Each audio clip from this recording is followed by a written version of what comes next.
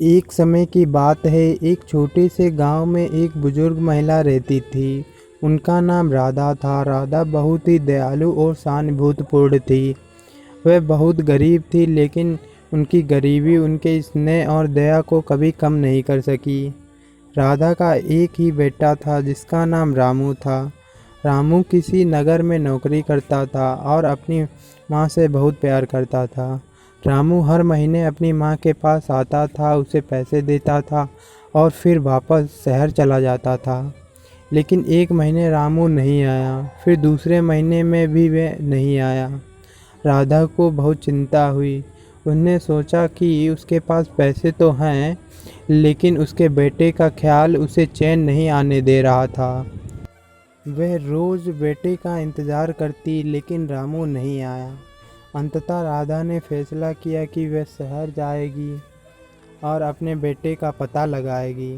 राधा ने अपने सारे पैसे जमा किए और शहर के लिए निकल पड़ी। शहर में पहुंचकर उसने अपने बेटे को ढूंढना शुरू किया। दिनों बीत गए, लेकिन वह अपने बेटे का पता नहीं लगा सकी। उसके पास पैसे भी खत्म हो गए थे। राधा की चिंता बढ़ गई, लेकिन उसने हार नहीं मानी। एक दिन वह एक दुकान के सामने बैठी रो रही थी। दुकानदार ने उसे देखा और उसके दुख का कारण पूछा। राधा ने अपनी कहानी सुनाई। दुकानदार ने उसे उसके बेटे के बारे में बताया। रामू ने एक हादसे में अपनी जान गंवाई थी। राधा ये सुनकर टूट गई।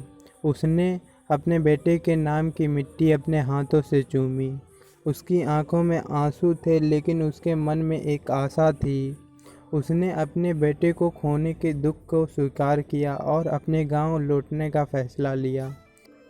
राधा की कहानी हमें यह सिखाती है कि जीवन में कठिनाइयाँ आएंगी, लेकिन हमें कभी हार नहीं माननी चाहिए।